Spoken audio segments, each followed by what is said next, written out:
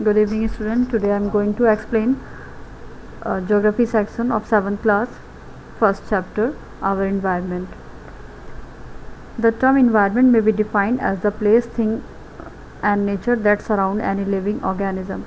Environment को हम एक इस टर्म में डिफाइन करते हैं कि एक ऐसा हमारे चारों तरफ सराउंडिंग कंपोजिशन है जिसमें कि सभी प्लेस, थिंग्स और नेचर सभी इंक्लूड हो जाता है.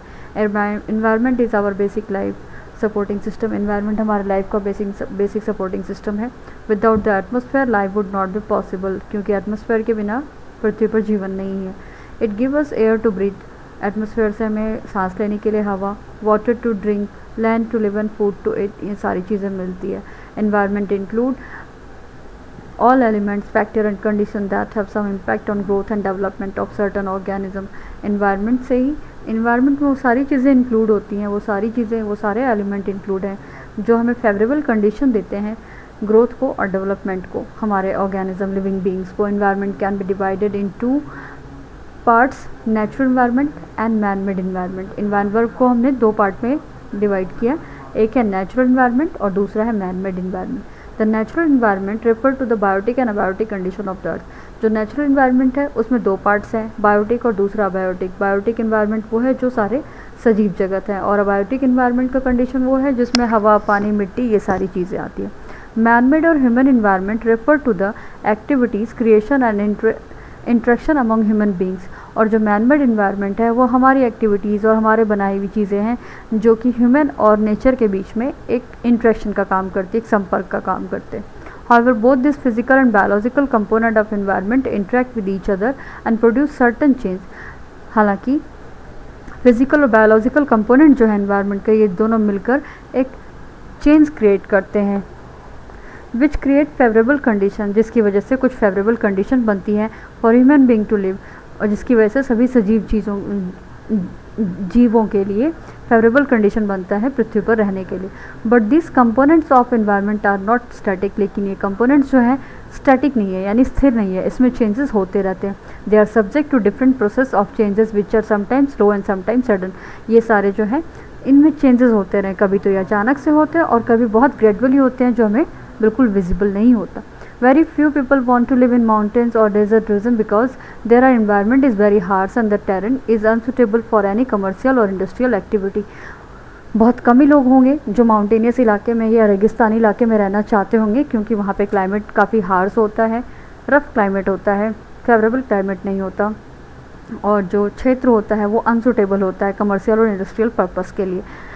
It is difficult to grow crop in this area. वहाँ पे क्रॉप कल्टीवेशन भी डिफ़िकल्ट होता है. People try do not to live in such areas. वहाँ पे लोग रहना पसंद नहीं करते क्योंकि वहाँ पे कंडीशंस जो होते हैं फेवरेबल बिल्कुल नहीं होते, या तो यहाँ पे बहुत ज़्यादा ठंड होती है या बहुत ज़्यादा गर्मी होती है. People like to live in such places where the land is fertile, climate is pleasant and means of transport and communication are abundant. People हमेशा वहाँ पे रहना पसंद करते हैं जहाँ पे कि पर्याप्त ज़मीन उपजाऊ होती है, क्लाइमेट अच्छा होता है, ट्रांसपोर्ट के मीन्स होते हैं ताकि हम एक जगह से दूसरी जगह जा पाएँ और कम्युनिकेशन एक दूसरे के साथ कर पाएँ. इनकी जहाँ पे पर्याप्त मात्रा होती है कोई भी व्यक्ति वहाँ पे रहना पसंद करता है. अब हम आते हैं एटमॉस्फेयर के कंपोजिशन पे. The atmosphere is a layer of gases surrounding the earth. Atmosphere जो है गैस का एक लेयर है जो अर्थ के चारों तरफ है. It is mixture of different type of gases. ये डिफरेंट टाइप ऑफ गैसेस के मिक्सचर से बना हुआ है, such as nitrogen, oxygen, argon, carbon dioxide, etc. इसमें कौन कौन सी गैसेस है? Nitrogen, oxygen, argon, carbon dioxide और दूसरे gases. It also contains a variable amount of water vapour and smoke particles. इसमें थोड़ी मात्रा में पानी, ह्यूमिडिटी होती है, वाटर वेपर्स होते हैं और स्मोक, धुएं का कण भी होता है. Atmosphere extend a little beyond 1600 kilometre from the earth. Atmosphere जो है तकरीबन 1600 किलोमीटर तक फैला हुआ है अर्थ से ऊपर. It consist of 78% nitrogen, 21% oxygen, 0.93% argon, 0.03% carbon dioxide. और एटमॉस्फेयर में कौन कौन सी गैसें हैं पर्याप्त मात्रा में? Nitrogen 78%, oxygen 21%, argon 0.93% and 0.3% carbon dioxide and 0.4% of other gases. Earth atmosphere can be divided into 5 main layer. Earth के एटमोसफेयर को 5 लेयर में बांटा गया है। This layers can are mainly determined by weather temperature. ये लेयर्स या तो temperature से डिसाइड होते हैं या फिर ऑल्टीट्यूड पे, ऊंचाई से डिसाइड होते हैं। From highest to lowest this layers are troposphere, the exosphere, stratosphere, mesosphere. जो ऑल्टीट्यूड के हिसाब से हाईएस्ट से लोएस्ट में है वो है troposphere, the exosphere, stratosphere and mesosphere. The troposphere is the layer where the weather happens. troposphere वो लेयर है जिसमें कि वेदर फिनोमिना होता है। यहाँ पे ये पिक्चर में आपको दिखाया गया है ट्रोपोस्फेयर कौन सा लेयर है जिसमें कि वेदर फिनोमिना होता है, सारा आकर होता है। फिर स्ट्रेटोस्फेयर, मेसोस्फेयर, थर्मोस्फेयर और एक्सोस्फेयर लास्ट लेयर होता है जो अर्थ से एग्जिट को दिखाता है। The troposphere is the layer where the weather happens. Troposphere कौन सा लेयर है जिसमें कि वेदर के सारे फिनोमिना होता है। Above this layer is the stratosphere, उसके ऊपर स्ट्रेटोस्फेयर है। इन बिटवीन दैन ओजोन, इसमें ओजोन लेयर है जो कि सन के हार्मफुल अल्ट्रावायलेट रेस को एब्जॉर्ब कर लेता है, अपने तक रोक लेता है। The exosphere is the outer most layer of the atmosphere. जो एक्सोस्फेयर है उसको हम अर्थ का एग्जिट पॉइंट भी बोलते हैं। वो एटमोसफेयर का सबसे आउटर मोस्ट लेयर होता है और फैला हुआ है ये फ्रॉम 430 माइल टू 500 माइल्स, यानी 700 से 800 किलोमीटर में ये फैला हुआ है। Above the ground in this layer gases get thinner. इस लेयर में गैसेस की मात्रा बिल्कुल कम हो जाती है। And thinner and drift off into space, इतनी कम हो जाती है और इसमें से कुछ अमाउंट स्पेस में भी जाता है। The mesosphere is the next layer of the stratosphere. Stratosphere के ऊपर मेसोस्फेयर होता है और ये तकरीबन 80 किलोमीटर तक फैला हुआ है। Importance of atmosphere. एटमोसफेयर का क्या इंपॉर्टेंस हमारे लिए क्या काम करती है, अभी हम उसके इंपॉर्टेंस के बारे में पढ़ेंगे। इंपॉर्टेंस ऑफ एटमोसफेयर में the earth is surrounded by all kind of gases. Earth के चारों तरफ बहुत प्रकार की गैसें हैं। This layer is called the earth atmosphere. और इन सराउंडिंग गैसेस के लेयर को ही हम एटमोसफेयर का नाम देते हैं। Without this atmosphere life on earth is not possible. और एटमोसफेयर के बिना अर्थ पे लाइफ पॉसिबल नहीं है। It gives us air, water and heat. ये हमें हवा, पानी और गर्मी तीनों ही देता है। It protect us against harmful rays of the sun. Atmosphere harmful rays से भी हमारी प्रोटेक्शन करता है और मीटराइट से भी। It also control the extreme of the season. और ये सीजन के एक्सट्रीम को भी कंट्रोल करता है। It is a huge protective layer and acts like a blanket or a glass house for the earth. ये अर्थ के लिए एक ब्लैंकेट या ग्लास हाउस का काम करता है जो सारे ऑड्स से, सारे ऑब्स्टिकल से अर्थ को प्रोटेक्ट करता है। This layer around the earth is colourless. ये लेयर कलरलेस है, सुगंधलेस है और स्वादलेस है। इसमें कुछ भी सी ऑफ गैसेस, सिर्फ गैस का ही भंडार है। वाटर एंड फाइन डस्ट, इसमें वाटर वेपर्स भी है और कुछ डस्ट पार्टिकल भी है। The atmosphere is made up of different layers with different qualities. Atmosphere के जो लेयर्स हैं ये डिफरेंट लेयर्स हैं और डिफरेंट क्वालिटीज़ हैं इनके। It also contain a variable amount of water vapour. हर एक लेयर में वाटर वेपर की मात्रा, डस्ट की मात्रा, स्मोक की मात्रा, पोलन ग्रेन्स की मात्रा अलग अलग है। Domains of environment. अब हम आते हैं कि इन्वायरमेंट के डोमेन्स पार्ट्स कितने हैं। सबसे पहले है इन्वायरमेंट का पार्ट लिथोस्फेयर। लिथोस्फेयर यानी जो हमारा अर्थ का सॉलिड पार्ट है। The word lithosphere is derived from the Greek word lithos. जो लिथोस्फेयर है ये ग्रीक वर्ड से इसका ओरिजिन है लिथोस, मीनिंग इसका मतलब है rock. The lithosphere is the solid section of earth which includes earth crust. ये सॉलिड सेक्शन है अर्थ का जिसमें अर्थ का क्रस्ट आता है, as well as the underlying cool. और इसके साथ साथ इसके नीचे का, क्रस्ट के नीचे का हिस्सा भी आता है, cool, dense and rigid upper part of the mantle. The average thickness of lithosphere comes to be about 100 kilometre. जो इसका थिकनेस है, जो मिड पार्ट है इसका 100 किलोमीटर तक है। Lithosphere has 2 layers, sial and sima. Lithosphere के 2 लेयर्स हैं। लिथोस्फेयर के लेयर में एक सियाल है और एक सीमा है। सियाल यानी द पार्टीशन हम इसका करते हैं SiNAl, it means silica and aluminium, और सीमा सिलिका और magnesium. Sial is the outer layer of the earth. Earth का आउटर लेयर सियाल है, ये सॉलिड लेयर है और इसका कंसिस्टेंस जो है rich in silica and aluminium. इसमें सिलिका और एल्यूमिनियम की पर्याप्त मात्रा है। Si from silica, Al from aluminium, so it is known as Sial. Sima is the name for the lower layer of the earth's crust. This layer is made up of rocks rich in magnesium, silicate minerals, Si for silicates and Ma for from magnesium, so it is called Sima. ये second layer है। Importance of lithosphere, इसकी क्या importance है? The outer covering layer of the earth which is called lithosphere is very important to us. अगर अर्थ का crust नहीं होता तो हम कहाँ सर्वाइव करते? Its soil cover is indispensable for the growth of plants। और इसका जो अपर कवर है वो सॉइल से कवर है। जो अर्थ का ऊपरी हिस्सा है वो सॉइल से कवर है और जो सॉइल फर्टाइल भी है, जो हम जिस पे हम प्लांट की ग्रो करते हैं। It provide us with the all rocks and minerals we need for mechanical and chemical purpose. यहाँ से हमें सारे rocks और minerals मिलते हैं और माइंस मिलते हैं नीचे लेयर से, जिससे हमारे केमिकल, मैकेनिकल और इंडस्ट्रियल पर्पस के लिए यूज़ होते हैं. नेक्स्ट लेयर है हाइड्रोस्फीयर. हाइड्रोस्फीयर यानी पानी का layer. The hydrosphere is the liquid water component of the earth. Hydrosphere liquid water component है. It include ocean, seas, lakes, ponds, rivers and stream. इसमें सारे समुद्र, सागर, नदी, झरने, तालाब, ये सारी चीज़ें हैं. The hydrosphere cover about 71% of the surface of earth. हमें पता है कि अर्थ का जो 75% है, तकरीबन ऑलमोस्ट अर्थ का पार्ट पानी से कवर है. और ये मैनी प्लांट्स और एनिमल्स के लिए एक शेल्टर प्रोवाइड करता है. It is essential for all living organism. और पानी हर एक के लिए आवश्यक है. Water is found in vapour, liquid and solid state in atmosphere.